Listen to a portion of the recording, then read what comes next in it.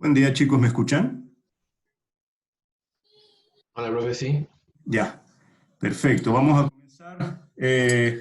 Como les dije en esta primera parte de la clase, yo quiero que veamos el tema de la pauta del certamen y así también comentarles un poco que he corregido el certamen por aula y lamentablemente va a ser la primera y última vez ya que lo haga a través del aula. Ha sido realmente difícil y he tenido que corregir 7 veces los certámenes. Cada uno. Así que han habido errores, y tengo que decir muchos errores por parte de la plataforma. Así que bueno, nada, para la próxima los voy a corregir en mi forma tradicional, voy a descargar cada uno de los certámenes y ver cada uno de los certámenes directamente de manera independiente al aula. Eso, así que para empezar, quiero que veamos lo que es la pauta del certamen. Ustedes saben que históricamente la cátedra no ha entregado pautas de los certámenes, sino que directamente los resuelve en clases, que es lo que voy a hacer yo ahora. Y luego de eso sí, partimos con nuestra asignatura. También comentarles, chicos, que tal vez es una de las últimas clases en donde nosotros vamos a seguir tan alineados con el otro paralelo, porque ahora estamos con la otra parte de la asignatura que corresponde exclusivamente a algoritmos. Ya no vamos a ver prácticamente estructura de datos, sino que vamos a trabajar con algoritmos. Y ahí sí me voy a permitir yo ciertas libertades en algunos dominios de la materia. Entonces, igualmente, por supuesto, el material de ambos paralelos van a seguir siendo útiles. Los dos ambos paralelos están metidos, corresponden al mismo programa de la asignatura, pero yo me voy a permitir algunas libertades, por ejemplo, entre esta clase y la próxima, sobre todo la próxima, hay unas partes analíticas muy interesantes sobre lo que es el análisis de algoritmos que yo considero súper importantes para la formación de ingenieros. Y entonces me voy a detener un poco más en lo que es la parte teórica, los teoremas, demostraciones y demás, y no tanto solamente en las definiciones. Así que esos van a ser los pequeños cambios que voy a ir poniendo en la asignatura, un poco de mi sello personal también, en esta forma de dictado. Bien, vamos a partir entonces con lo que es la resolución, la pauta de nuestro certamen. Como ustedes vieron, el certamen era relativamente sencillo, de hecho bien sencillo.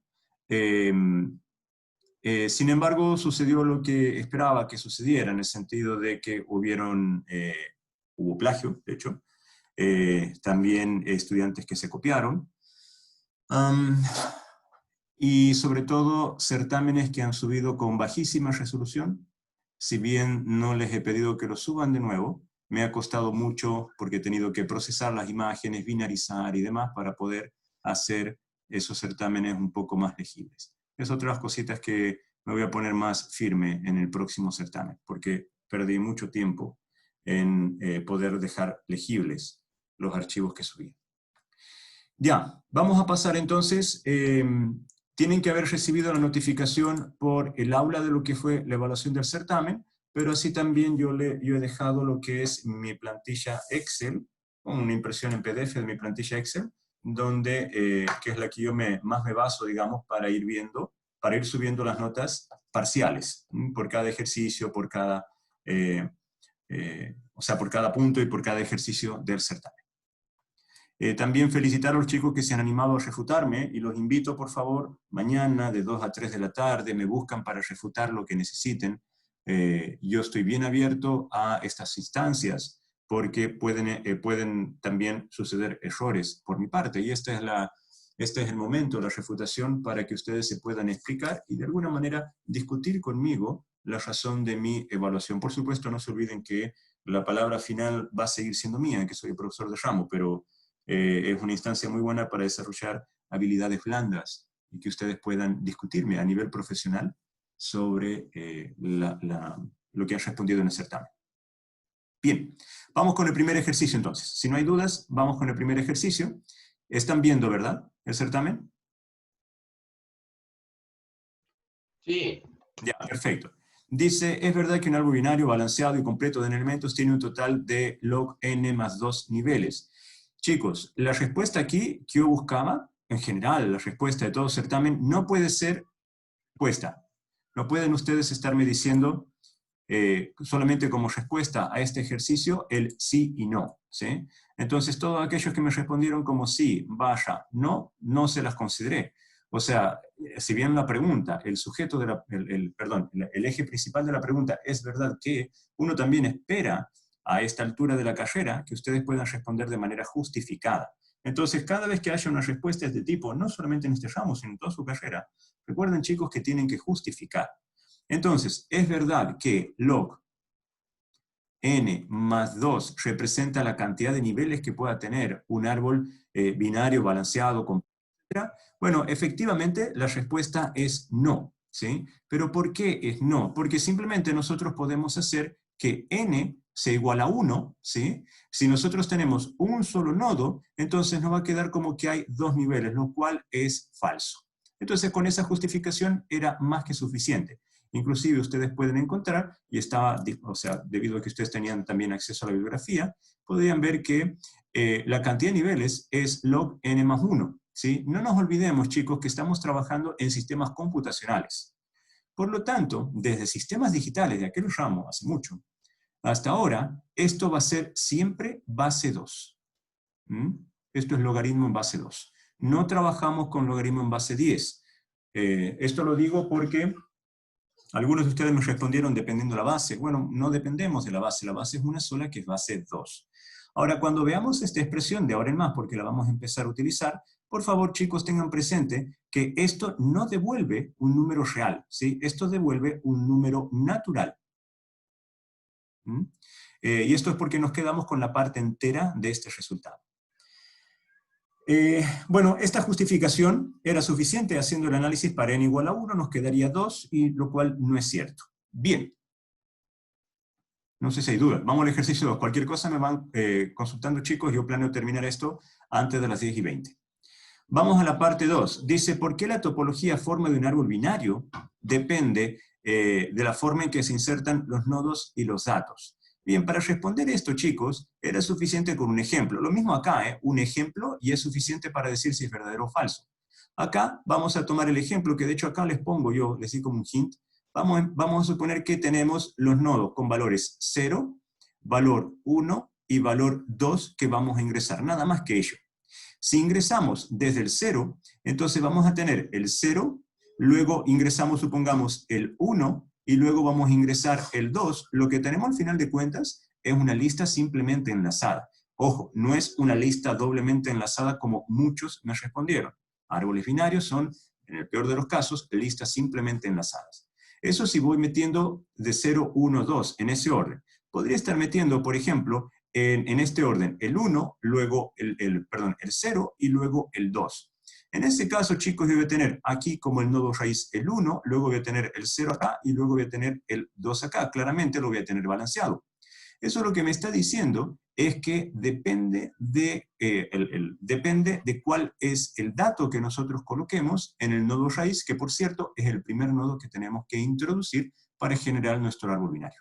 Con ese ejemplo era suficiente para que ustedes indiquen por qué es que depende. ¿Por qué depende la topología? Del orden en que estemos ingresando los nodos y los datos. Luego, en el punto C, por supuesto, he aceptado otros tipos de respuestas también. Yo fui a la respuesta más simple acá nada más. Vamos a ver acá. Dice, ¿por qué una implementación de cola mediante una lista circular simplemente enlazada es mejor mantener el puntero al último nodo? Bien, recuerden que en las listas circulares simplemente enlazadas, nosotros necesitábamos, sí o sí, un nodo que esté apuntando a la cola. Eso es al último elemento de nuestra lista. Esto es por definición de esa estructura de datos. Necesitábamos este puntero sí o sí. Entonces, por definición de estructura de datos que corresponde a la lista circular simplemente enlazada, necesitábamos este puntero. Ahora, para el asunto de las colas, que esta es la pregunta en realidad, no es cómo funciona una lista simplemente enlazada circular, sino cómo hacemos que una lista simplemente enlazada circular funcione para una cola. Nosotros necesitamos este puntero que apunta al último nodo simplemente para garantizar la topología FIFO. Y eso está, creo, en nuestra clase número 9. Luego, ¿cuál es la diferencia entre una función hash por división y otra función hash por multiplicación. Recuerden que la función hash por división era algo así, K mod m, una cosa de esa naturaleza, ¿sí? Mientras que en la de multiplicación nosotros teníamos a la de división multiplicado por algunas cosas más. En realidad, chicos, lo que yo quería que ustedes vean es que en la de división, si nosotros trabajamos en un sistema de 32 bits, nos seguimos manteniendo en 32 bits. En la de multiplicación, si trabajamos con un sistema de 32 bits, el resultado lo vamos a tener que alojar en 64 bits, y nosotros vimos cómo era el esquemita. Entonces la diferencia fundamental, una de las diferencias, de hecho, entre ambas, es el requerimiento de hardware. Y esto, ojo, que dentro de la de multiplicación nosotros tenemos dos divisiones.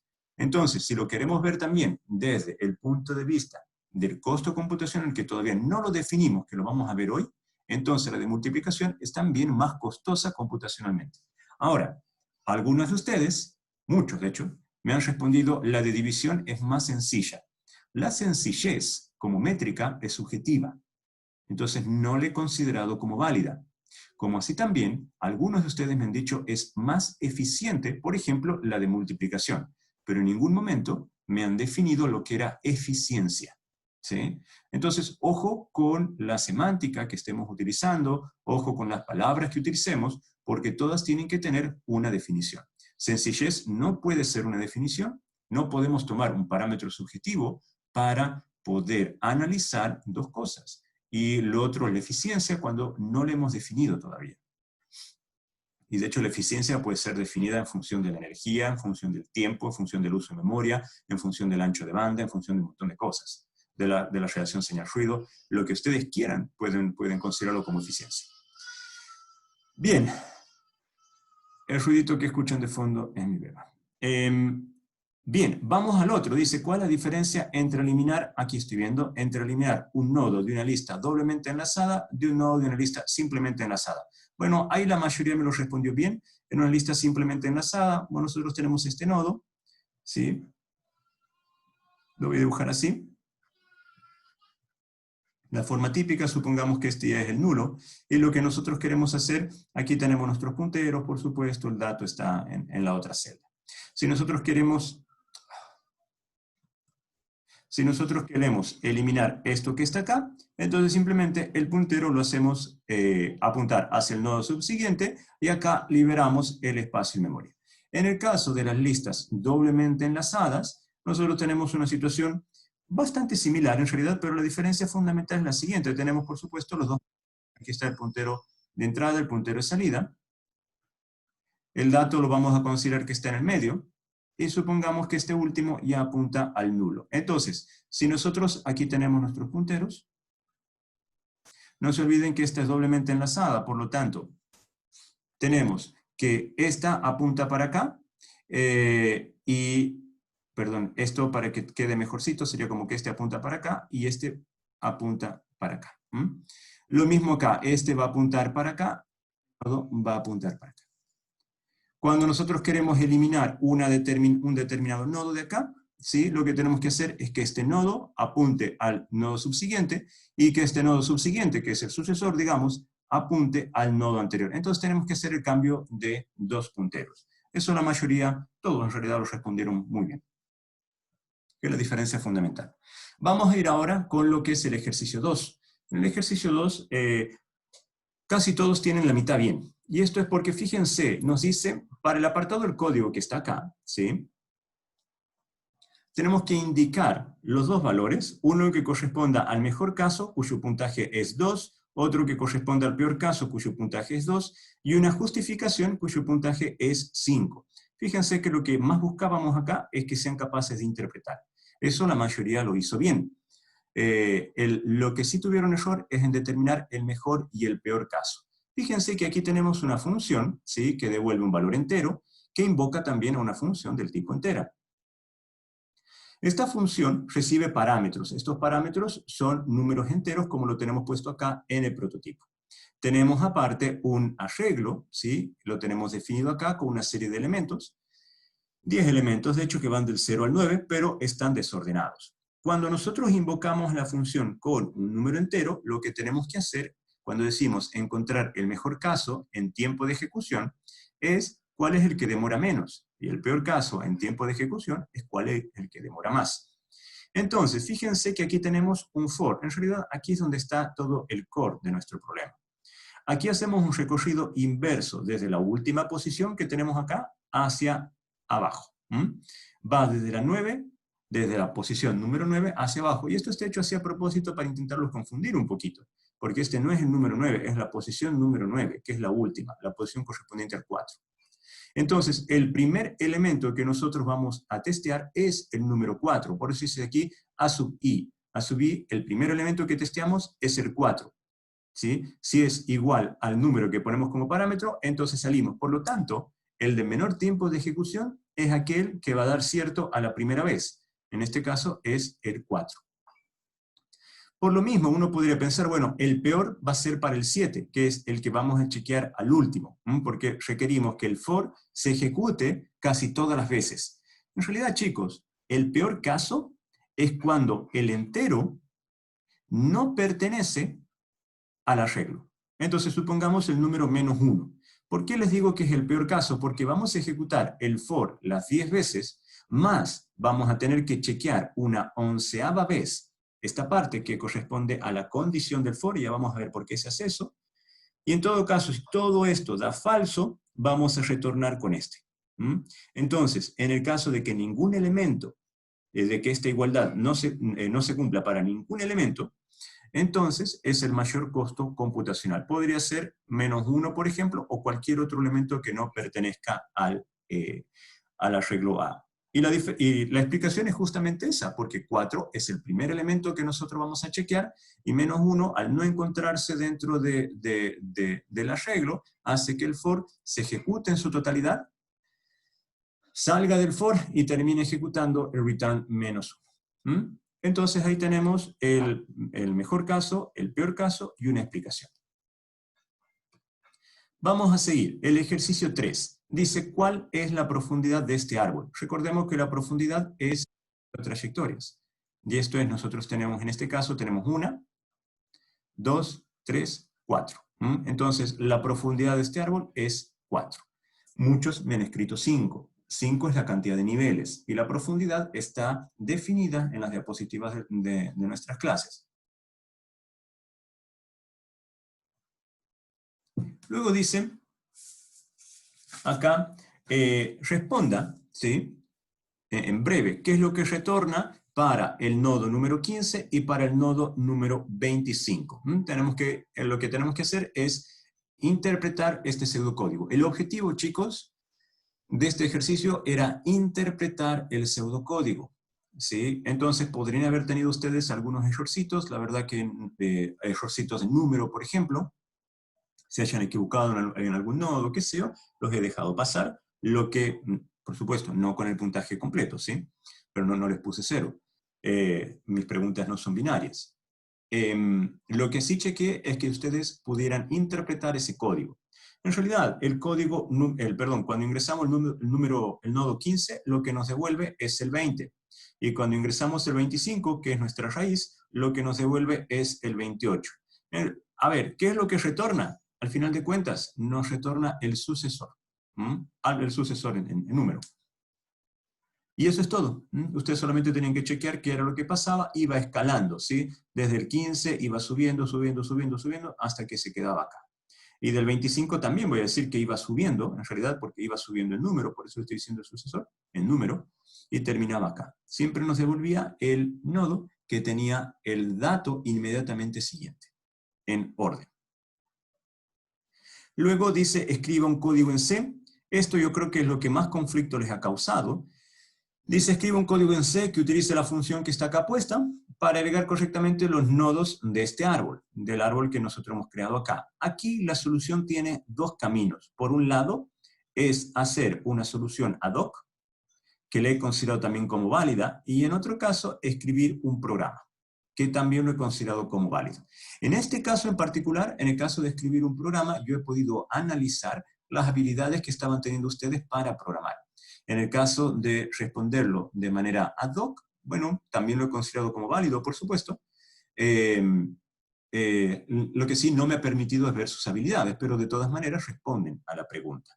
Entonces, ¿cómo nosotros podríamos responder a este ejercicio en particular? Directamente podríamos haber generado un código, algo bien simple, chicos, aquí he dado libertad en realidad, int main, podemos tener el void acá, abrimos la llave, definimos nuestra estructura, ¿sí? Esto es así, y la vamos a llamar raíz, ¿sí? Y esto es igual al nulo. Si hay dudas me van diciendo, chicos, por favor. Esto es el nulo, punto y coma. Y aquí empecé con insert, que es la función que estaba declarada, ¿sí? 25 porque es nuestro nodo raíz, y como es un doble puntero, punto y coma. Y así hacia abajo. Luego insert, esta hay una coma, ¿sí? Esto es el 20. Perdón. Punto y coma. Fíjense, chicos, que aquí no lo he dejado súper simple. Aquí hacen falta otras cositas, como por ejemplo que nos permita hacer el desplazamiento. Aquí está puesto insert nada más, y se asume que este cosito, esta función, lo que hace es determinar cuál es la posición donde queremos asignar el nodo. Entonces, por eso lo he tomado como algo bien simple, y lo he tomado como válido. Y este, por supuesto, es el que a mí más me ha gustado, ¿sí? Me ha permitido, como les digo, ver de manera directa las habilidades que estaban teniendo ustedes para programar. Sin embargo, a los dos los he considerado como válidos. Vamos a ver ahora este otro. Indique en qué orden se van a eliminar los nodos del árbol que acabamos de ver. Bueno, acá, chicos, básicamente lo que les pedía es que me digan cómo se van a eliminar los nodos. Y eso es básicamente el 50, el 45, el 48. Esto surge directamente de interpretar este código que está acá.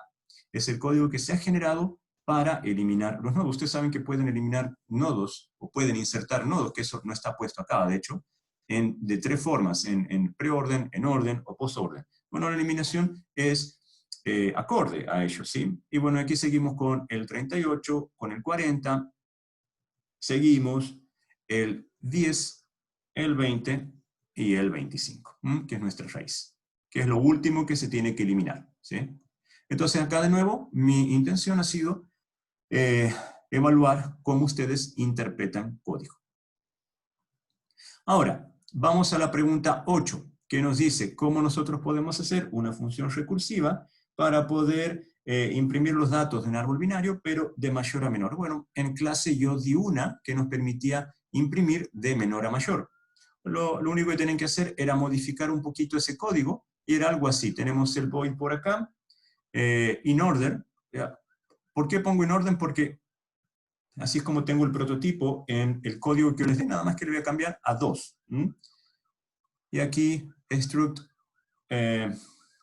nodo, y le voy a llamar raíz. Abrimos llave y empezamos. If root. Aquí es diferente del nulo. Entonces, ahí comienza in order, es recursiva.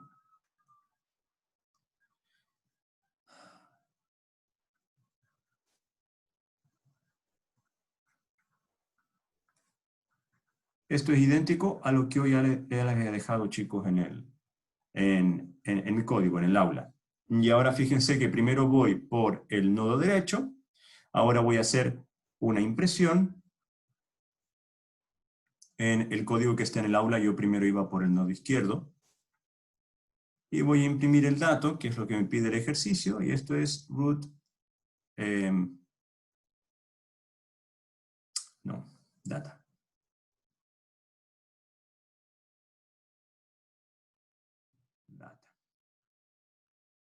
El punto y coma, y luego de nuevo in order,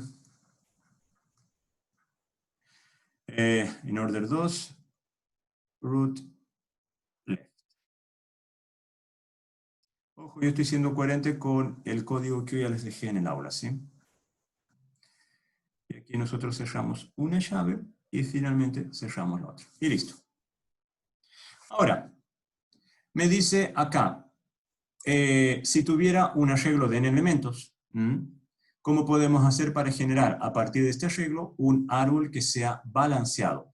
Bueno chicos, fíjense que acá el tema del balanceo tiene mucho que ver con, como decíamos en el ejercicio 1, la forma en que ingresamos los nodos y los datos.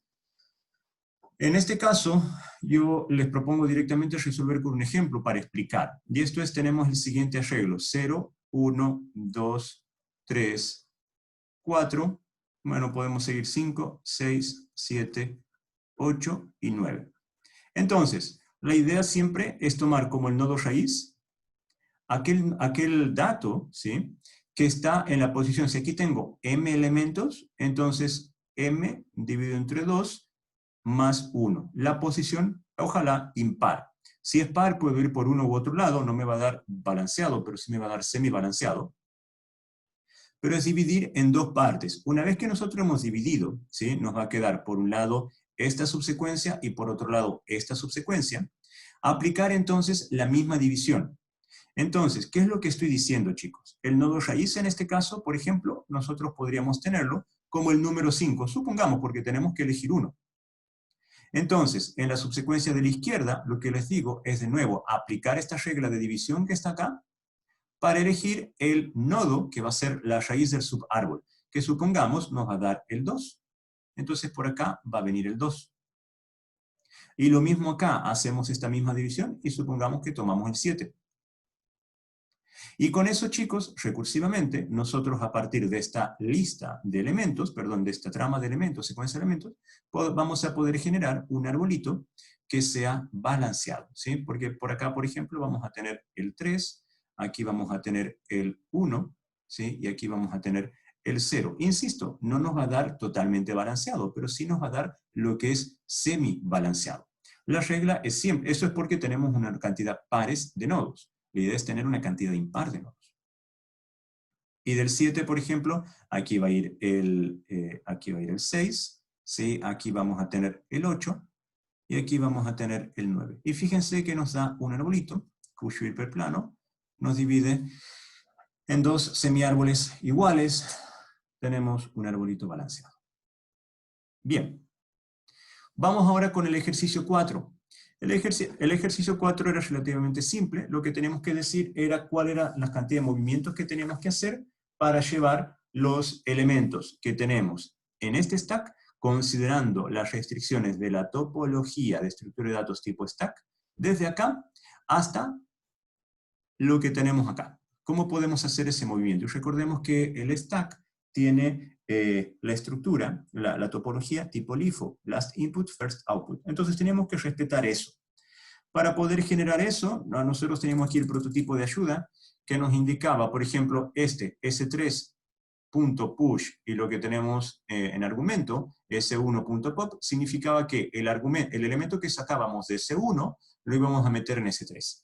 Entonces, para que esto funcione, fíjense, chicos, que este elemento, ¿sí?, que está en el último lugar, en el primer lugar, de hecho, va a pasar a estar en el primer lugar acá también. Y este lo mismo, pero aquí tenemos una inversión. Este va a ir hacia acá y este otro va a ir hacia acá. Es un problema típico de stacks. Y para eso tenemos el stack S2 como auxiliar. Esto es parecido, chicos, a las torres de Hanoi. Y este ejercicio yo lo di en uno de los talleres. O si no lo di, la verdad que no me acuerdo.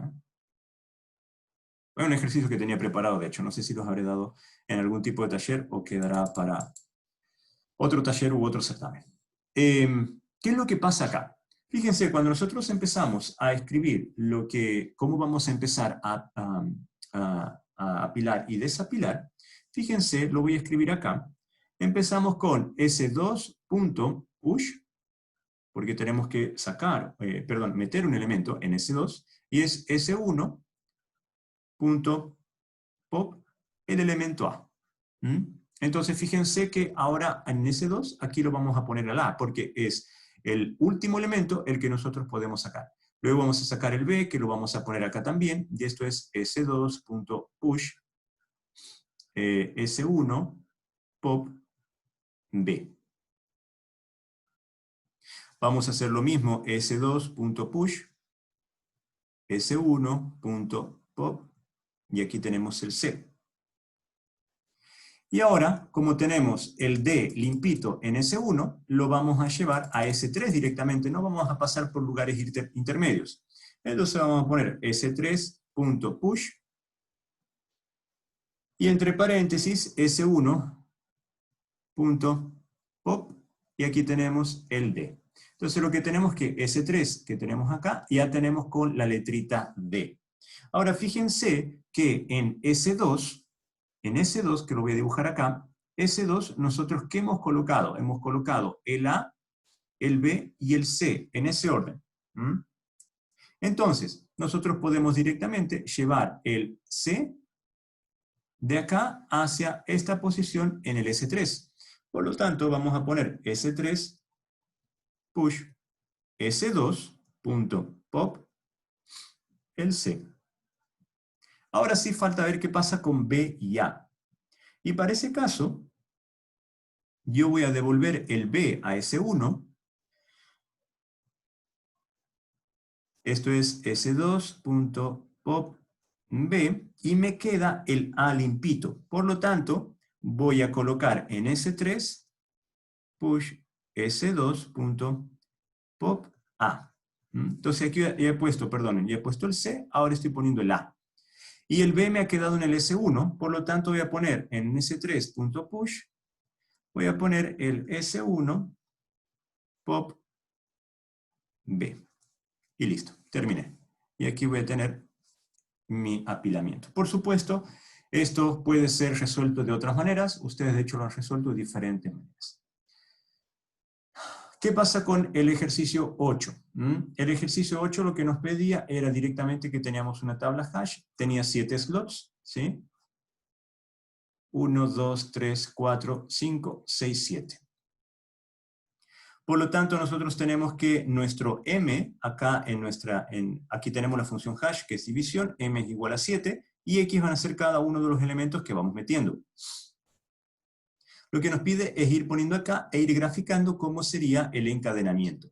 Entonces, fíjense que 2, 3, 4, 1 mod 7 nos va a dar la posición 3. 0, 1, 2, 3. Aquí vamos a tener al 2, 3, 4, 1. Luego el 21 mod 7 nos va a dar 0. El resto es 0. 148 mod 7 nos va a dar 1. 2, 8, 3, 9 mod 7 nos va a dar 4. Y luego si empezamos 3, 9, 2, 0 nos da mod 0. Entonces aquí hacemos directamente una lista simplemente enlazada. Y esto es 3, 9, 2, 0. Ojo acá, chicos, que muchos me pusieron una lista doblemente enlazada. Bueno, sí, o sea, de hecho las dos podemos utilizar para hacer el encadenamiento. Tanto la lista simplemente enlazada como la lista doblemente enlazada.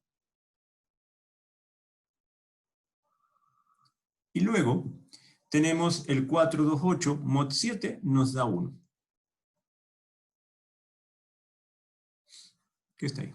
Listo. Este es el certamen. ¿Dudas? De todas maneras, los invito, chicos, por supuesto, que se acerquen a mí para refutar. Ahora ya conocen las respuestas. Ustedes tienen sus certámenes porque los digitalizaron. Tienen también las notas, mis comentarios. Y de ahí podemos empezar entonces a hablar. Ya, chicos, yo espero entonces cualquier consulta sobre esto, sobre todo sus certámenes, me vean en la hora de refutar. Como les dije, las respuestas que doy aquí, en algunos casos, los ejercicios aceptaban más de una respuesta y he considerado ellas también como válidas. Me ha importado y mucho ver la interpretación que ustedes hacían al texto y al lenguaje. Y por supuesto, el uso de estructuras, definitivamente. Bien, pasemos a lo que es la clase de hoy.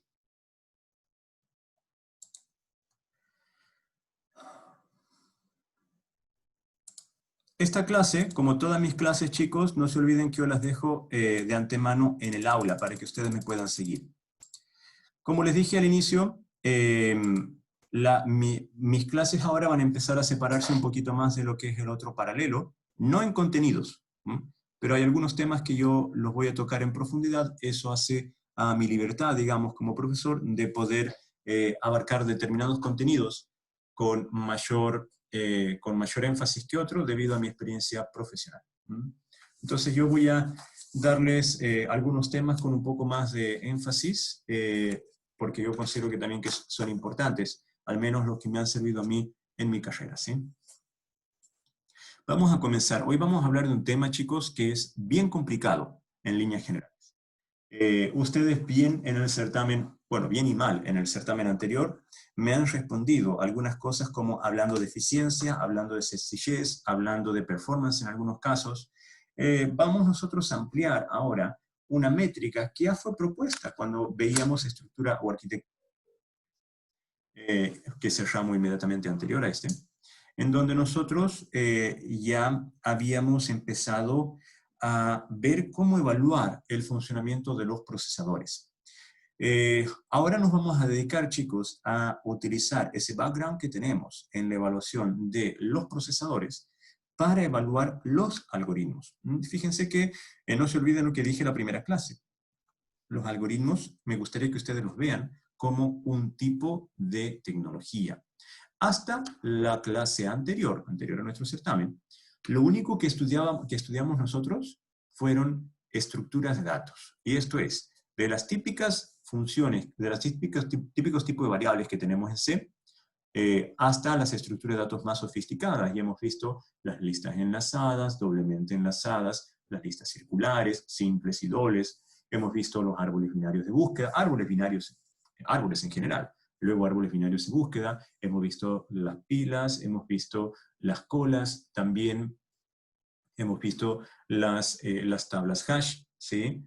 Y un poquito sobre estos árboles que se llaman red-black.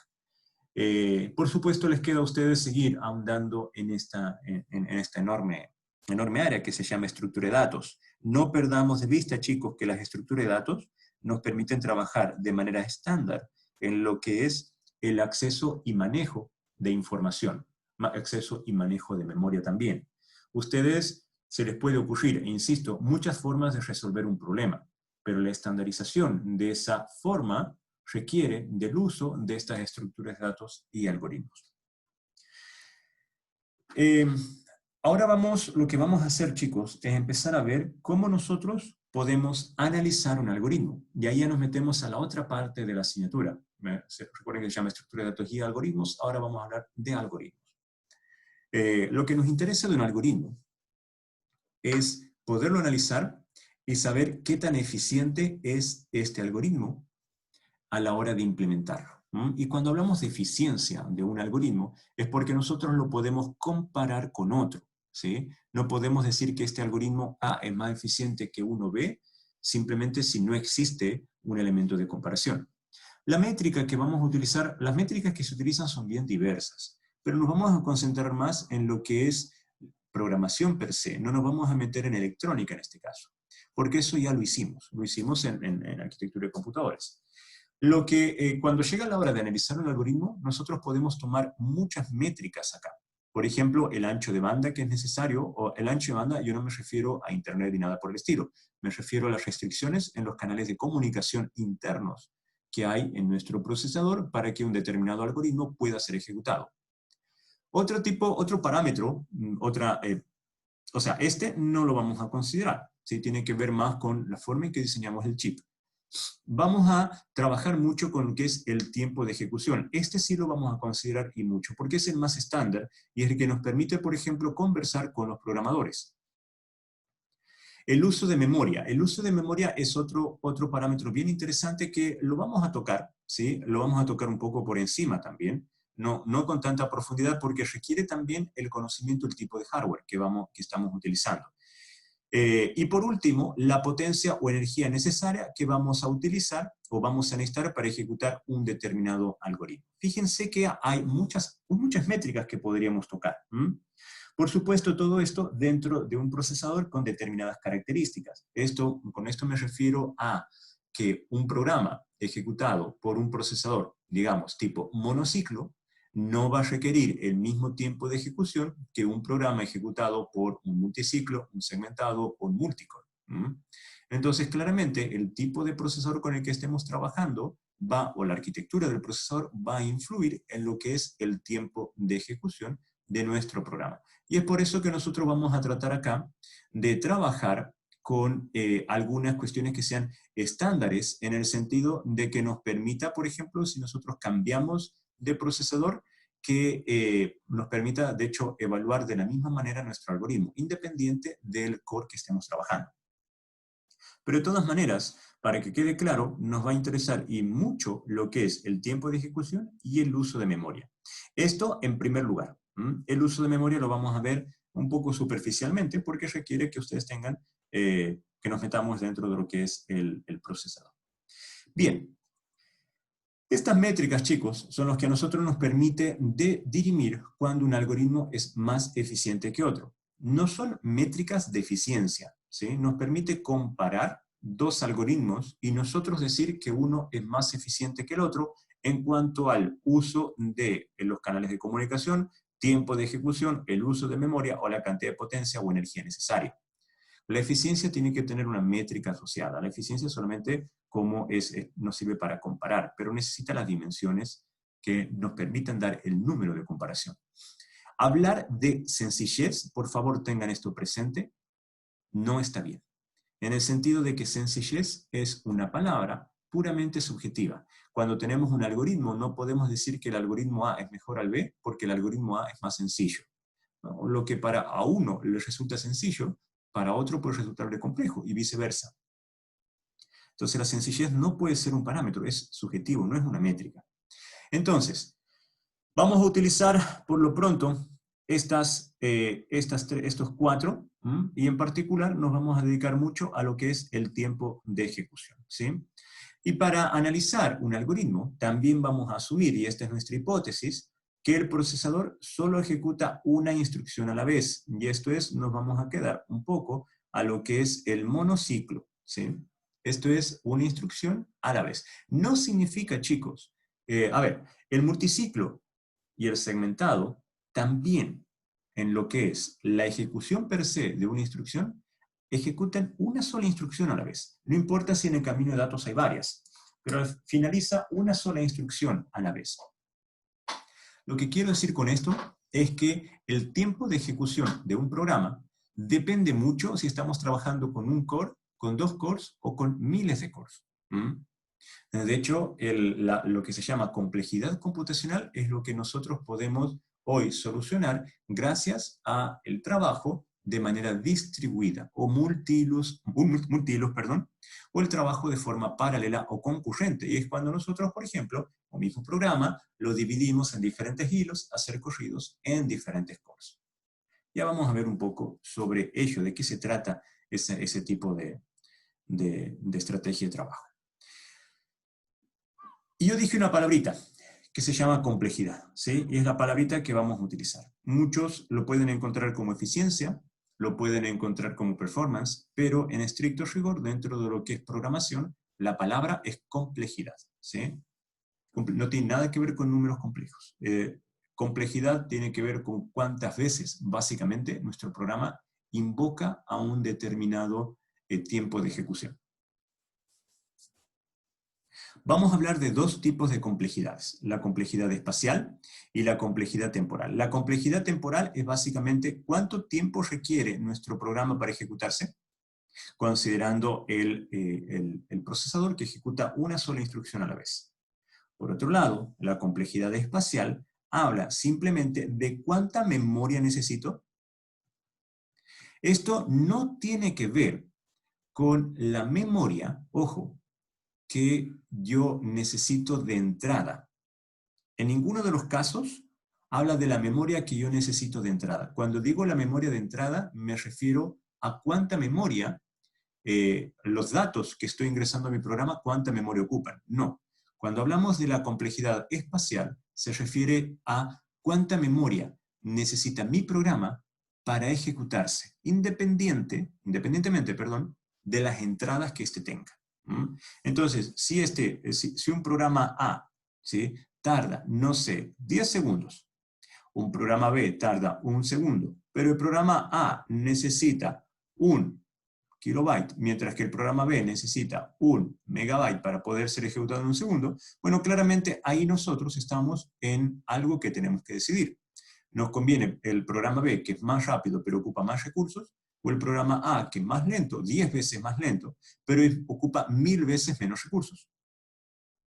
Por supuesto, ahí va a tener que ser un elemento de decisión. Si decimos que vamos a trabajar con complejidad temporal, claramente nos conviene B, porque nos independizamos de los recursos que nuestro programa fuera a utilizar. Pero si decimos no, vamos a trabajar con la complejidad espacial, entonces tal vez nos convenga el programa A. O bien directamente ustedes definir una función de costos, que le podemos llamar T, que sea igual a C1 por la... No, perdón. T lo voy a utilizar para el tiempo. No sé, vamos a llamarle I. C1 por T más C2 por M, donde M es memoria. Entonces, al final, el costo de cada algoritmo I sub A va a ser igual a C1 por TA, que es 10 segundos, más C2 por M, que es 1 kilobyte, donde C1 y C2 son constantes positivas que me permiten de alguna manera hacer esta suma. Y que tenga sentido, por supuesto. Entonces nosotros podemos empezar también a determinar nuestras propias métricas, que tienen que respetarse. O sea, si yo quiero comparar la eficiencia o complejidad de A con respecto a B, entonces y B va a tener que ser afectado por los mismos factores también. Ojo, esto es B, perdón, esto es TB más C2 MB. C1 y C2 deben ser los mismos. Sobre cómo trabajar con esto, yo les recomiendo mucho para el que le interese, por supuesto, que vea las estrategias de clustering. Hay formas de lidiar con toda esta información. Bien, la complejidad espacial, como les dije, es una función es la cantidad de memoria que requiere un algoritmo, ¿sí? Esto es, no consideramos, por favor, en la complejidad espacial, la cantidad de memoria necesaria para almacenar la entrada. Ojo con eso. Sino la cantidad de memoria que necesita mi algoritmo para ejecutarse, independientemente de la memoria que yo esté utilizando para darle los datos de entrada. Ahora, sí hay aquí algo a tener en cuenta, de que la complejidad espacial es una función de la cantidad de datos que yo tengo a la entrada. Entonces, N acá es la entrada, la cantidad de datos que yo tengo. Entonces, algo que va a suceder siempre en todas nuestras complejidades, todas las que vamos a evaluar, es que esa complejidad es una función de la cantidad de datos que yo tengo en la entrada, siempre. En el caso de la complejidad temporal, y como le digo acá es la que vamos a hablar mucho, también tenemos una función Tn. Fíjense, sigue siendo esta la función de complejidad. Pero esta describe la cantidad de tiempo requerido para que ejecutemos un algoritmo. Y esa cantidad de tiempo va a ser una función, por supuesto, de los elementos de entrada. Lo que sucede, chicos, por lo general, es que cuanto más grande sea la entrada, mayor cantidad de tiempo vamos a necesitar. Lo mismo, cuanto mayor sea la entrada, mayor cantidad de memoria vamos a necesitar. Y lo que yo les acabo de decir no es una relación lineal, es una relación proporcional, pero no lineal.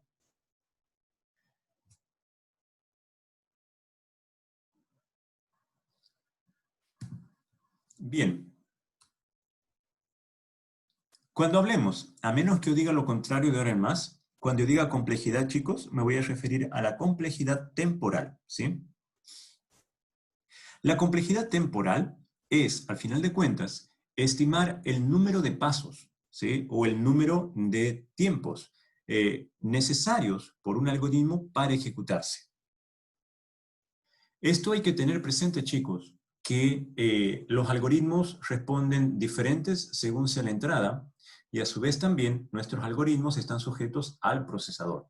Yo les dije que el procesador que vamos a tomar, y esa va a ser nuestra hipótesis, es un procesador que ejecuta una instrucción a la vez, pero yo no les dije nada acerca del reloj. Porque cuando nosotros evaluamos la complejidad temporal de un algoritmo, como sí les dije, tenemos que hacerlo de tal manera que sea independiente del tipo de hardware que vamos a utilizar. Entonces, lo que vamos a evaluar, por eso dice acá, el número de pasos, dice, ¿sí?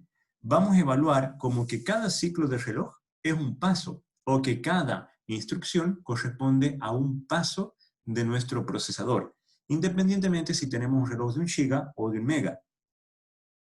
Lo que queremos ver, porque al final de cuentas, si nosotros podemos evaluar la complejidad temporal de un algoritmo, ¿sí?, en números, luego lo vamos a poder adecuar al tipo de reloj que vamos a utilizar.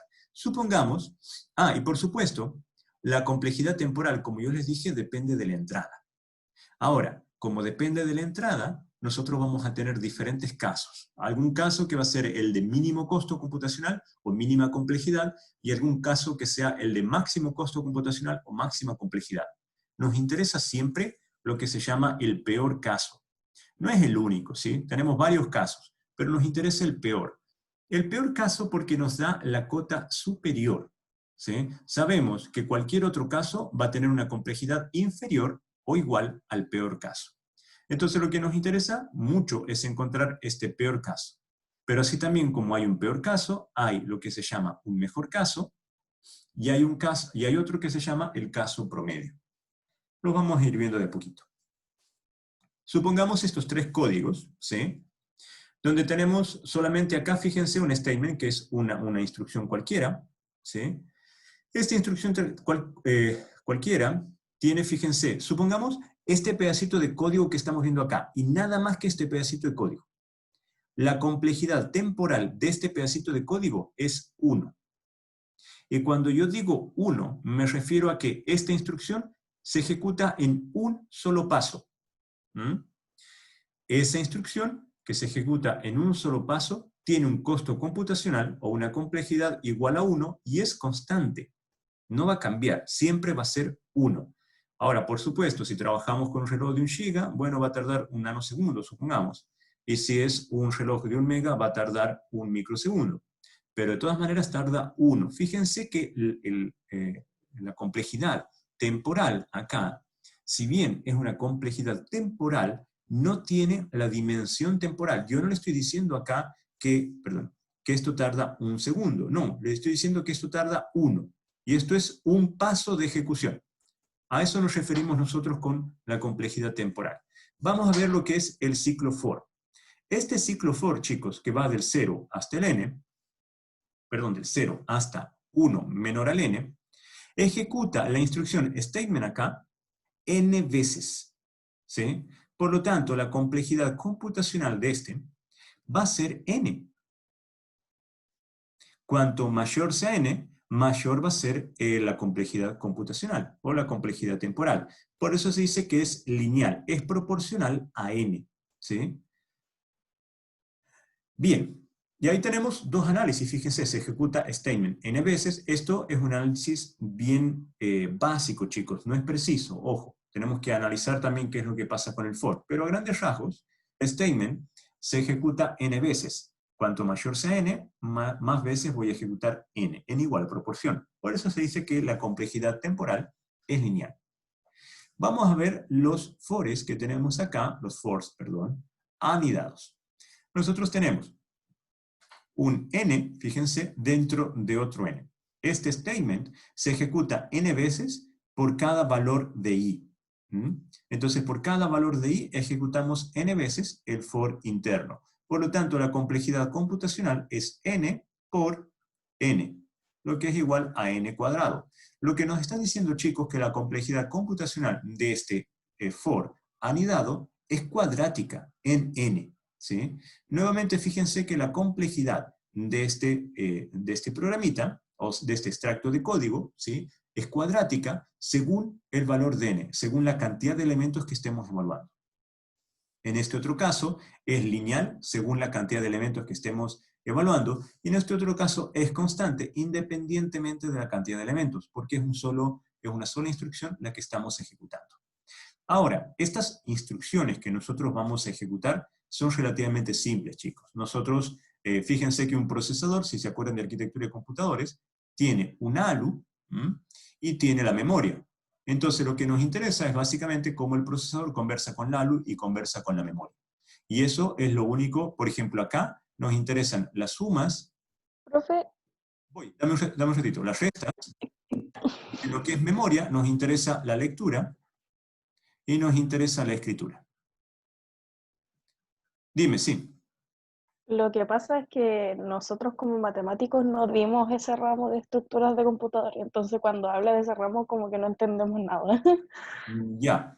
Y es bueno para que me pregunten qué parte no me entendieron para que yo les explique brevemente de lo que estaba hablando. O sea, aquí por ejemplo de ALU no Ah, sabemos la qué ALU. es ALU. Ya. No te preocupes, mira, esto es bien simple. La ALU es la unidad de aritmética y lógica.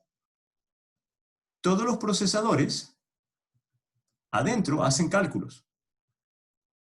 Ese cálculo se hace con un hardware especial, bueno, perdón, este no es el grafiquito típico de un ALU es este, la unidad de aritmética y lógica. Este es el que a nosotros nos permite hacer sumas, restas, multiplicación, bueno, no multiplicación, sumas, restas, y también las operaciones lógicas dentro de un procesador. Entonces, es un hardware nada más que nos permite hacer la suma, la resta y las operaciones lógicas. Y luego tienes la memoria, ¿sí?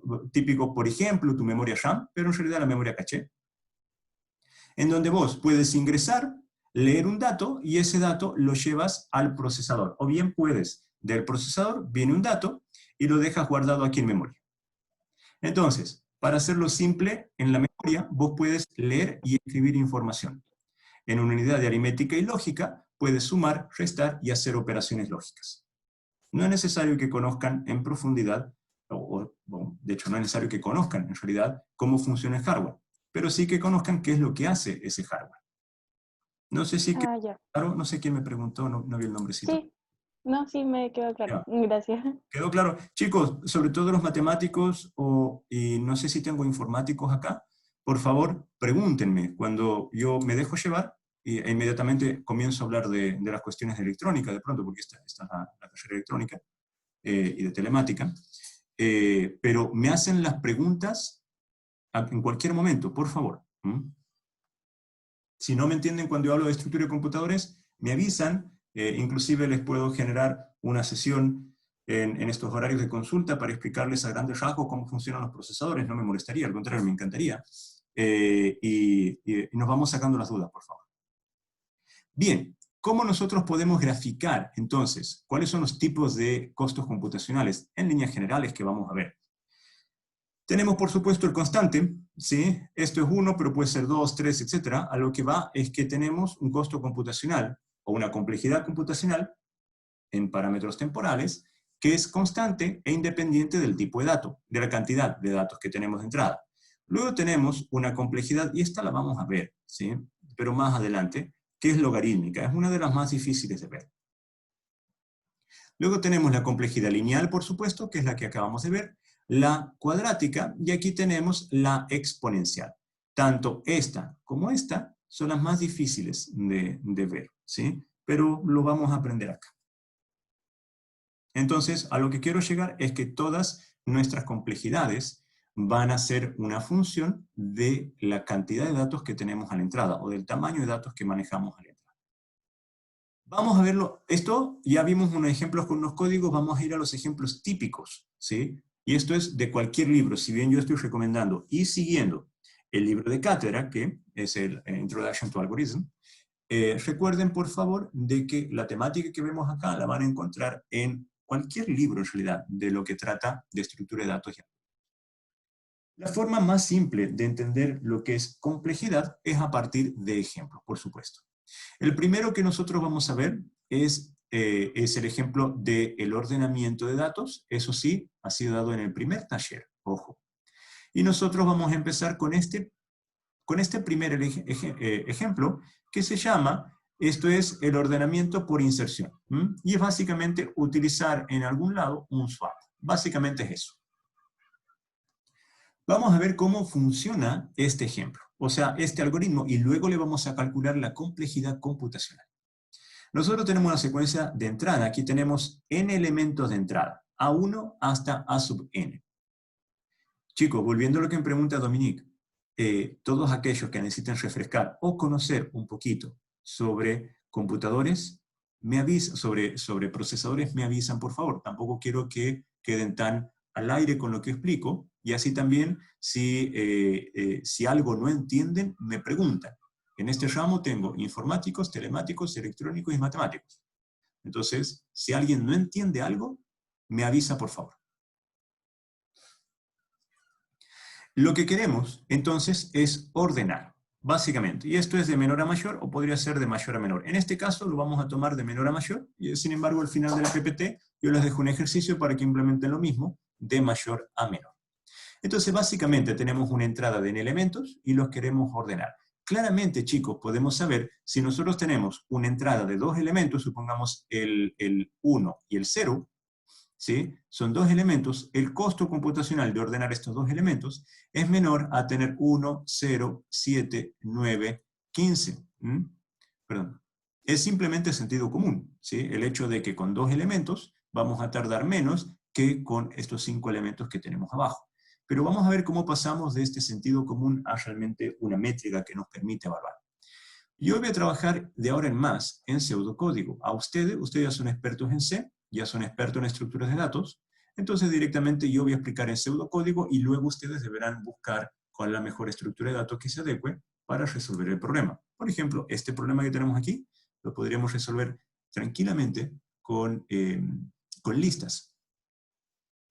Bien, vamos a ver cómo funciona este algoritmo que es de la búsqueda por inserción. Fíjense, vamos a empezar a analizar el a.length, lo que nos está diciendo básicamente es que esto vale n. Es la longitud, el tamaño que tiene nuestro arreglo A que le estamos dando de entrada. Entonces, fíjense que el for se va a ejecutar de 2 hasta n. Si n es igual a 10, entonces se va a ejecutar de 2 hasta 10 nada más. No se olviden que en pseudocódigo nosotros no empezamos desde 0, sino que empezamos desde 1. Y esto es 1, 2, 3, 4 puntos suspensivos hasta 10. Debido a que el for empieza por el 2, el 1 no se ejecuta, empezamos de acá en adelante. Bien, lo primero que hacemos, fíjense, es a una variable auxiliar que le llamamos key, le vamos a asignar el valor de a sub j. Por ejemplo, fíjense, aquí está un poquito más dramatizado. Empezamos, aquí tenemos 6 elementos, aquí tenemos los datos que están guardados en este arreglo de 6 elementos. Leemos el dato que está en la posición 2, con j igual a 2. Esto es igual aquí. Luego vamos directamente a generar esta variable auxiliar que le vamos a llamar i igual a j menos 1, ¿sí? Como j vale 2 y entonces va a valer 1. Y empezamos, mientras i sea mayor a 0, y vale 1, y el a sub i, que en este caso a sub i vale 5, ojo, a sub i es igual a 5 mayor a ¿qué? Aquí, perdón. No, porque aquí vale 2, este vale 2. Por lo tanto, vamos a pasar directamente a esto que está abajo. Como no se cumple la condición del while, entonces a sub i más 1 es igual aquí. Entonces nosotros ya hemos logrado, fíjense, en nuestro arreglo, a sub i, perdón, me perdí, estamos entonces con key que va a ser igual a 2 en este caso, y tenemos a sub i que va a ser igual a 5, y lo que preguntamos, ¿a sub i es mayor? Sí, perdón, no es falso, es verdadero, ¿sí? Como es verdadero, entonces vamos a ejecutar lo que está dentro del while, por eso me perdí. Como es verdadero, entonces en este caso 5 es mayor a 2, lo que hacemos es a sub i más 1, y en este caso a sub 2, va a ser igual a 5. Por eso es que el 5 lo vamos a poner acá ahora. Y luego nosotros tenemos que al i lo vamos a decrecer, i valía 1, ahora va a valer 0, ojo con eso. Y a la salida del while, que es lo que tenemos acá, vamos a hacer que a sub i más 1, como i vale 0, ahora es a 1, va a valer lo que es el key. Y el key valía originalmente 2. Entonces fíjense que hemos puesto el 2 en la posición 1, este es el swap, y el 5 en la siguiente posición.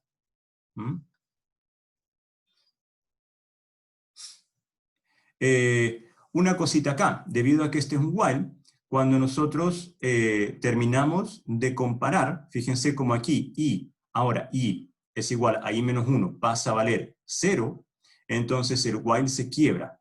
el bucle. Por eso seguimos con la siguiente instancia. Caso contrario, nosotros tendríamos que haber vuelto por acá. Y eso sucede cuando nosotros nos posicionamos ahora en el tercer elemento. El tercer elemento es un 4. Y nosotros comparamos el 4 primero con el 5, y si hay que hacer el swap, lo hacemos, que de hecho sucede. Y luego comparamos el 6, como el 6 no puede hacer el swap con el 5, lo dejamos acá, vamos al 1. El 1 va a ser el swap con el 6, luego el swap con el 5, luego con el 4 y luego con el 2. Y así sucesivamente, chicos, hasta que terminemos con todo nuestro arreglo ordenado. Entonces, este es el típico algoritmo para hacer un swap y lograr el ordenamiento que nosotros buscamos. Bien, la cuestión acá es, ¿se entendió, chicos, cómo funciona, no? ¿O dejé todo muy borroneado la PPT? Sí, profe, sí, se entiende. Ya. De hecho, esto fue parte de la tarea 1. Entonces, del taller 1, perdón. Entonces, ¿qué es lo que pasa? Este es nuestro programa.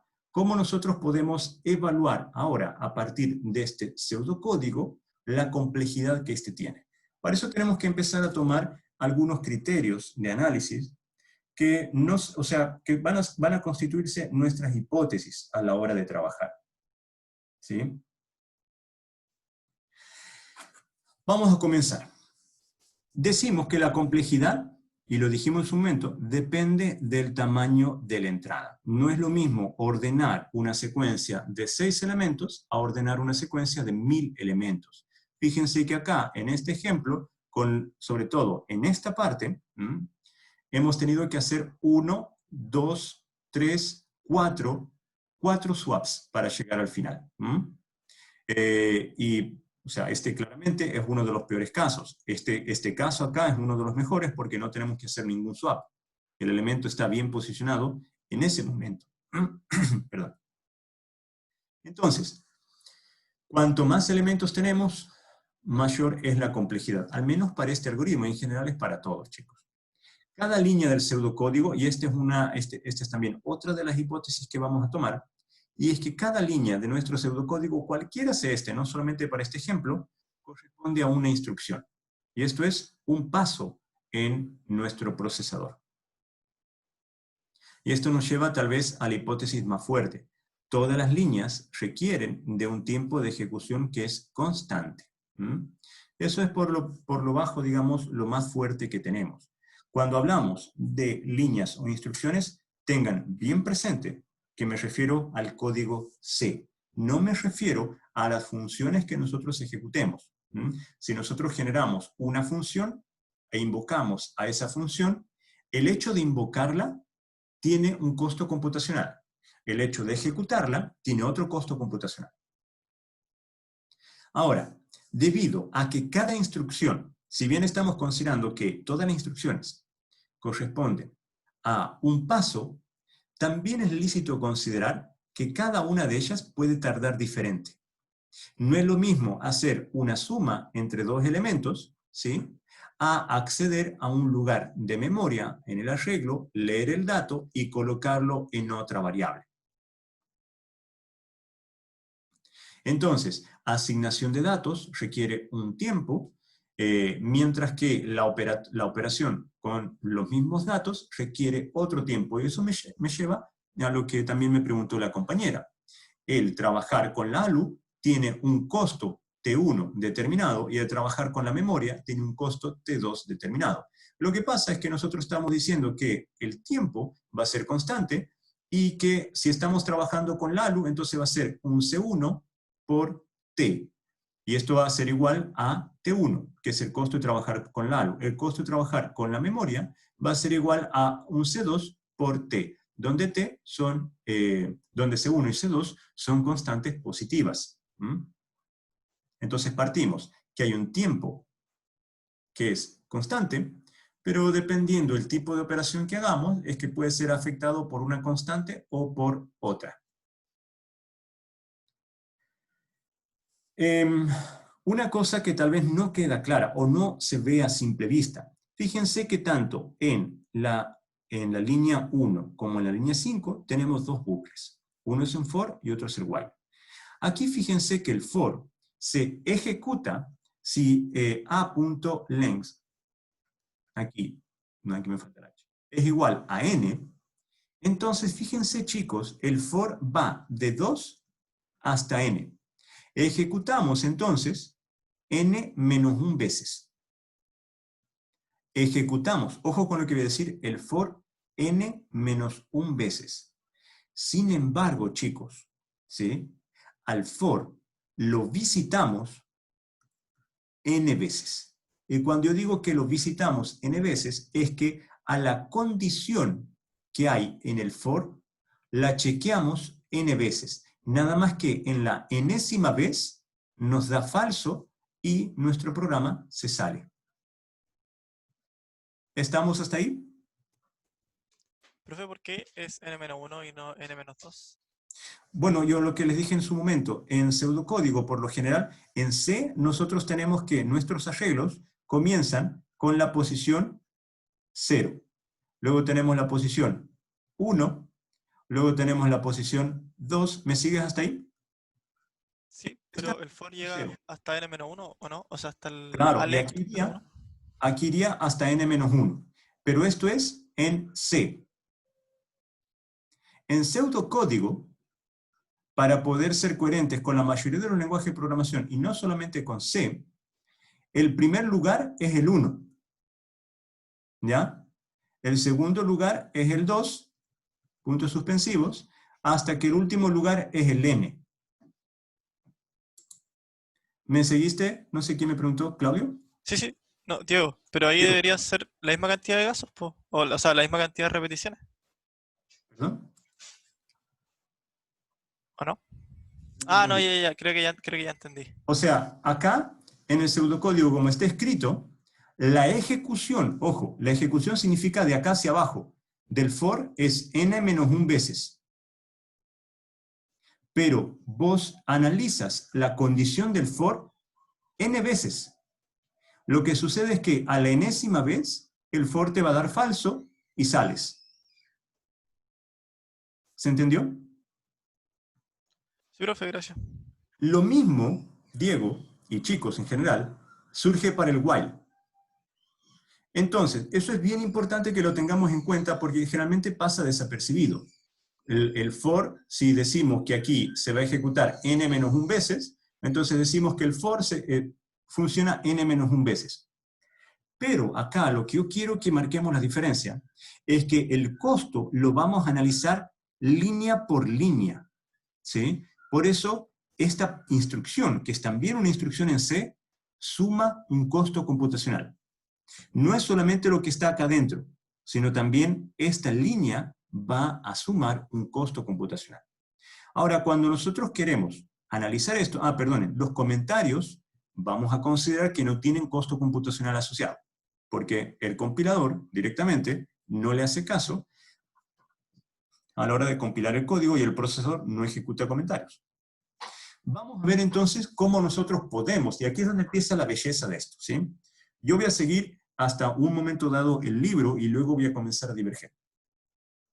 Igual es de decir dónde están las referencias. Vamos a ver cómo analizamos esto. Esta columna que está acá es ese costo que yo les dije acá, que íbamos a considerar, por ejemplo, algunas constantes si queremos acceder a la ALU o queremos acceder a la memoria. Y esto es porque entendemos que no todas las instrucciones requieren la misma cantidad de complejidad computacional. Pero bueno, un análisis bien sencillo es considerar que todas estas C sub i en general es igual a 1. Esto, fíjense que a la postre, a la larga, no nos va a afectar en nuestro análisis, porque nos interesa lo que se llama el comportamiento asintótico, que lo vamos a ver enseguida. Analicemos esto acá. Fíjense que el for se ejecuta n veces, no, perdón, el for, la instrucción que está en la línea 1, se visita n veces. ¿Sí? Por eso les decía que al for lo vamos a ver n veces, pero lo vamos a ejecutar n-1 veces. Porque a la vez enésima, el for es falso, entonces salimos del programa. La segunda línea, y le ponemos un costo C1, una constante cualquiera, asociado a la lectura de la instrucción 1.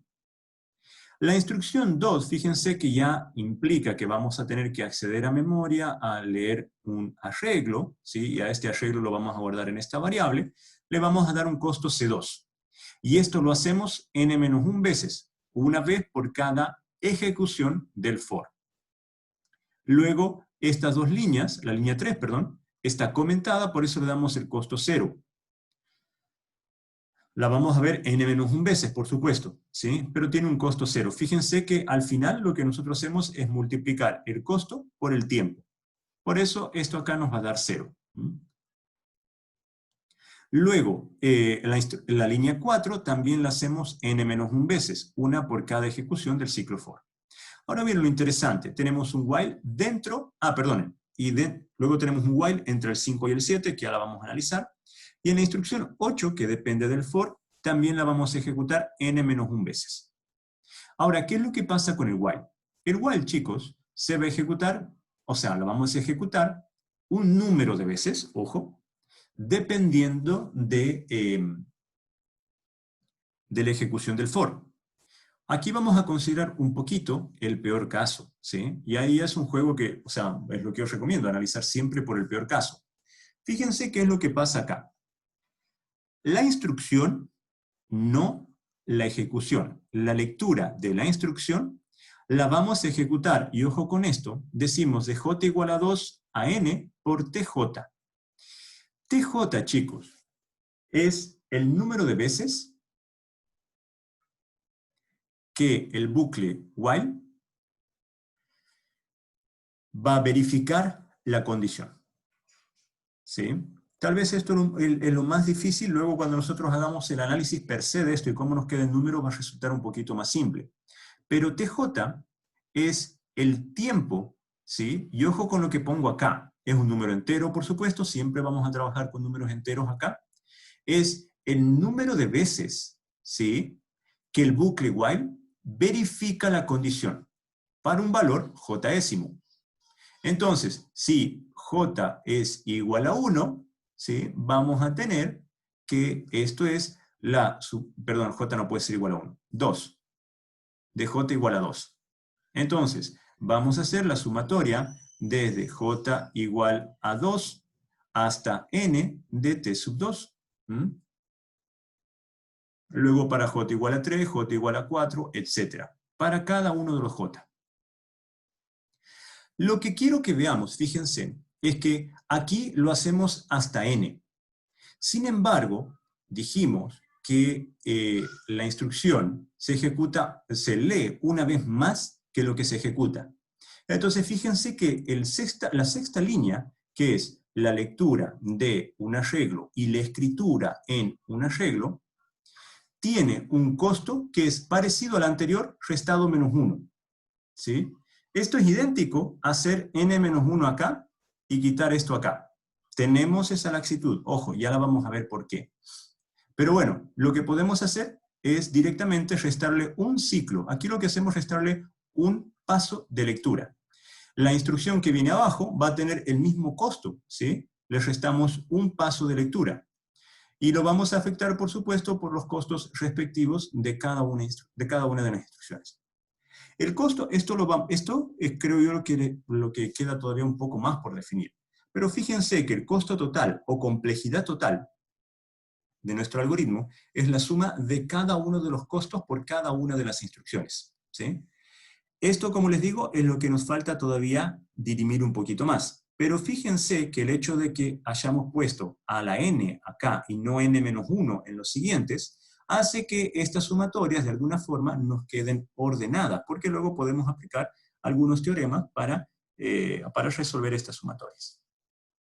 Fíjense entonces que el costo total de la complejidad es directamente la suma de cada uno de los costos parciales. Esto es, chicos, analizamos cada línea por cada línea de nuestro código. Yo creo que esa es la belleza de trabajar con estos costos computacionales. Profe, Sí, dime.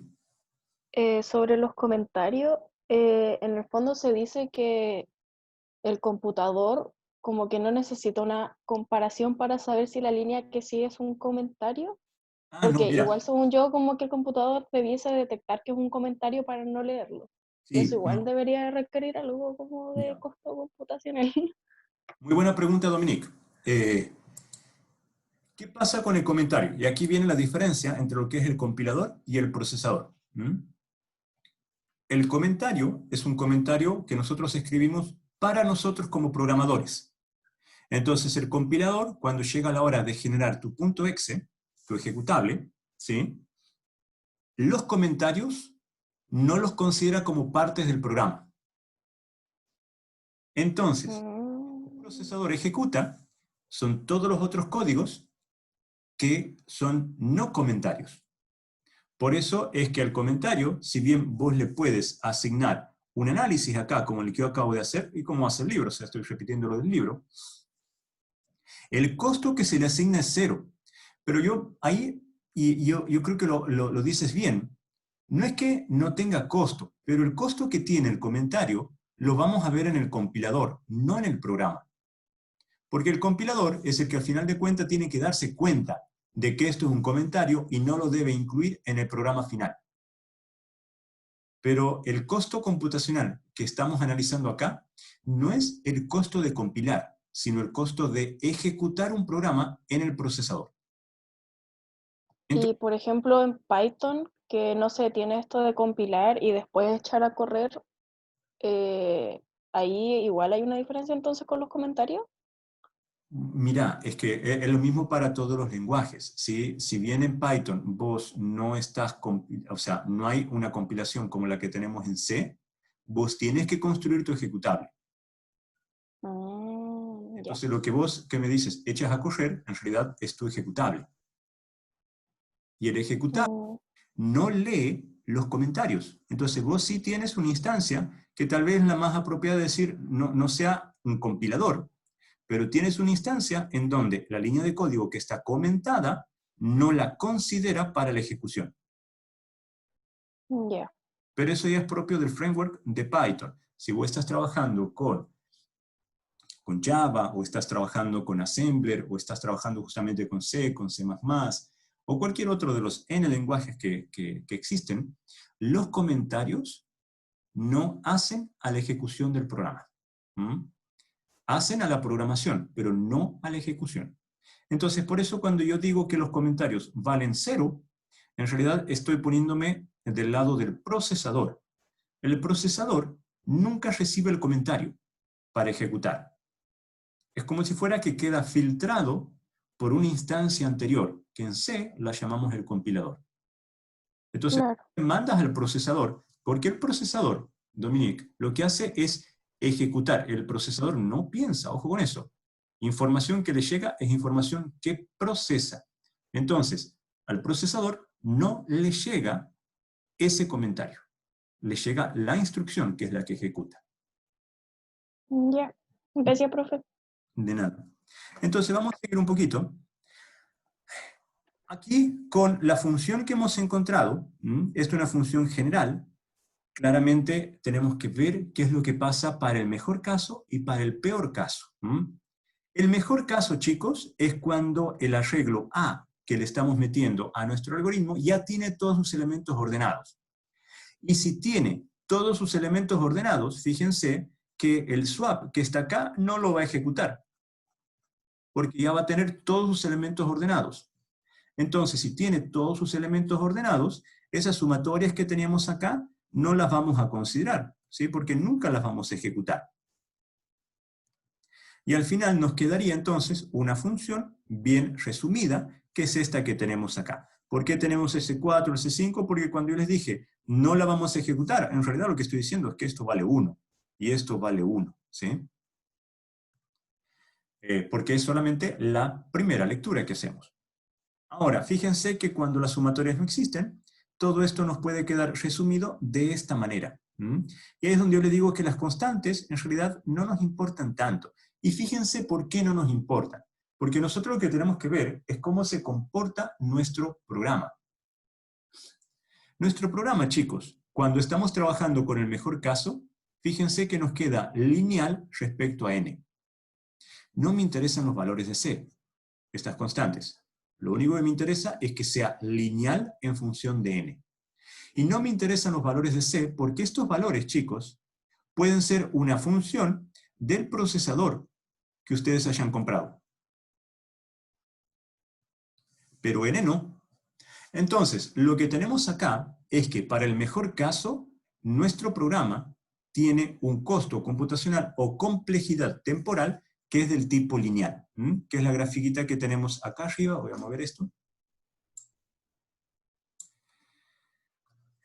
Mientras que para el peor caso, en el peor caso, chicos, tenemos toda la expresión completa. La expresión que tenemos acá la tenemos completa. Ese es nuestro peor caso. Vamos a ver ahora cómo nosotros podemos trabajar con ese peor caso. Fíjense que yo les dije que no se hicieran mucho problema, por lo que teníamos como sumatoria de J, la voy a graficar acá arriba. Teníamos nuestras sumatorias que decían algo así como sumatoria de J igual a 2 hasta N de T sub J, donde T era el tiempo que le llevaba al bucle while ejecutar la Jésima instancia. Fíjense, chicos, que en estricto rigor, el TJ no es otra cosa que el tiempo que nos lleva a ejecutar justamente Jésima instrucción. Por eso ponemos acá la sumatoria de J igual a 2 hasta N, de J. Y en el otro caso, la sumatoria de J igual a 2 hasta N, de J menos 1. Esto que está puesto acá, fíjense, lo que estamos diciendo es que este TJ, que está ahí, no es otra cosa que J. Lo hacemos igual a, si J vale 1, entonces, nada, es 1 lo que tenemos ahí. Si J vale 2, es 2 lo que vamos a tener ahí. No le estamos dando un valor particular, lo estamos haciendo igual a la ejecución del for. Entonces, fíjense que cuando nosotros queremos resolver esta sumatoria, espero se acuerden, es igual a n por n más 1 sobre 2 menos 1.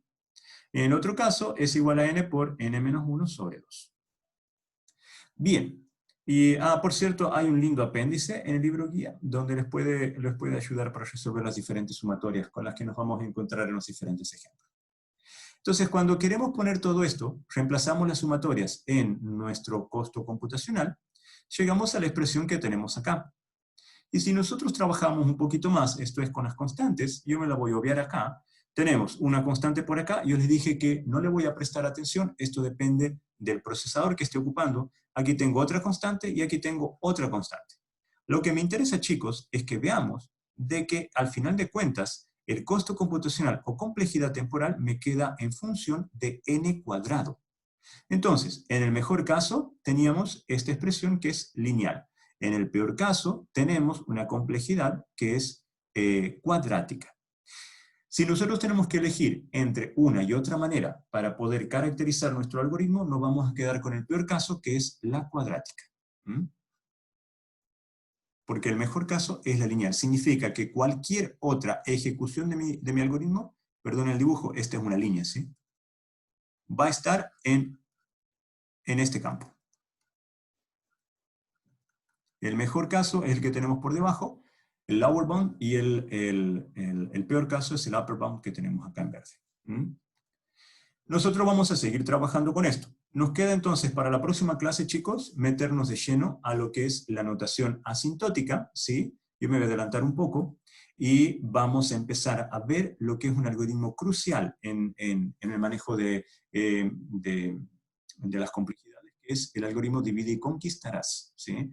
Yo voy a ver lo del ejemplo de cátedra, del libro de cátedra, perdón, y luego les voy a empezar a poner otros ejemplos y otros análisis que son más. Bien, chicos, son las 11:15. Entonces, hoy hemos visto ya lo que es la pauta del certamen. No se olviden que los espero, por favor, los que quieran refutar. En líneas generales han hecho un certamen muy bueno. Tengo que felicitarlos. Creo que tengo 1 o 2 desaprobados nomás, pero en líneas generales muy bueno. Lamento que hayan habido 10 estudiantes que no hayan rendido el certamen, ni tampoco entregado las guías, pero bueno, las tareas. Pero en línea general ha estado muy bien, y hoy hemos empezado a ver ya la parte analítica de lo que es el ramo. Hemos empezado un poco con esto, yo les invito a que lo lean un poquito más en el libro de cátedra, pero sin embargo lo vamos a seguir discutiendo mejor en la clase y las siguientes clases. Nos vemos el viernes, chicos. Yo me quedo aquí online por cualquier pregunta que pudieran tener. Profe, Diga. De hecho, Chao, chao. una consulta como de curiosidad nomás. Claro, Nicolás. En esta parte analítica, veremos herramientas como, o sea, ¿usaremos herramientas como derivadas o integrales en esta parte o nada que ver? A ver, sácame una duda. ¿Vos sos de electrónica o de matemática? De matemática. De matemática. Ya, entonces te hago la pregunta con una contrapregunta. Estamos viendo sistemas computacionales en realidad. Las derivadas y las integrales son del ámbito continuo, ¿sí? Del espacio continuo. En el espacio discreto, las ecuaciones en diferencias, por ejemplo, se pueden implementar todas en bucle for. ¿Me sigues? Sí, sí. Entonces, cuando nosotros tengamos que analizar, no sé, tu pregunta iba por ahí, pero tengamos que analizar integrales y derivadas, la vamos a tener que discretizar. Ahora, si tu pregunta es respecto al modelado matemático de la complejidad temporal o la complejidad computacional, en líneas generales vamos a seguir en la misma metodología que acabo de mostrar acá. Línea por línea, o extracto de código por extracto de código, vamos a encontrar el modelo que le corresponde, que en general nos va a quedar en una suma de complejidades parciales, que luego vamos a tener que aplicar límites y demás para encontrar lo que es la complejidad asintótica. Pero no vamos también puedes encontrar las derivadas, de lo que te va a dar lo que son las tasas de crecimiento, ¿sí? Y puedes calcular las integrales, te van a dar el área bajo la curva de los costos computacionales y tener entonces una idea, por ejemplo, del comportamiento estocástico que puede tener tu programa ante una también excitación estocástica. Pero en lo que hace a los alcances de este curso, nos vamos a quedar solamente con las herramientas clásicas del análisis matemático. O sea, perdón, eso está, derivada integral forma parte de eso, pero me refiero no más allá de las sumatorias, de los logaritmos y tal vez un que otro caso de derivadas también para encontrar las tasas de crecimiento. Pero si te interesa, yo te puedo guiar para lecturas de mayor profundidad o que tengan que ver con un curso de posgrado en esta área. Eso. Ya, chicos. Sí, Diego. Una duda respecto a la sumatoria de J. Ahí, en esa sumatoria de J, tendría que haber ido, o sea, en estricto rigor tendría que haber ido una constante acompañando a cada J, ¿o no? Sí, Pero decíamos que las constantes valen 1 para, como, para para el peor caso. simplicidad del... Sí, es que las constantes son Ok. positivas menores a 1. Ok. ¿Eso es Claro, todo, Diego? profe. ¿Esa era la pregunta? Sí, es que era respecto a la sumatoria, porque esa sumatoria, como que está lo que iba a pasar dentro del ciclo while, Exacto. Simplemente estamos sumando el peor caso. que decía ejecutar J veces. Exacto. Ok. Entonces, para un ciclo for, para un doble ciclo for, o un ciclo for anidado, ¿sería lo mismo? Sería lo mismo, sí, señor. Ok, eso, profe. Muchas gracias. Cuídate. Ojo, por eso nos da el n cuadrado. Ah, verdad, po.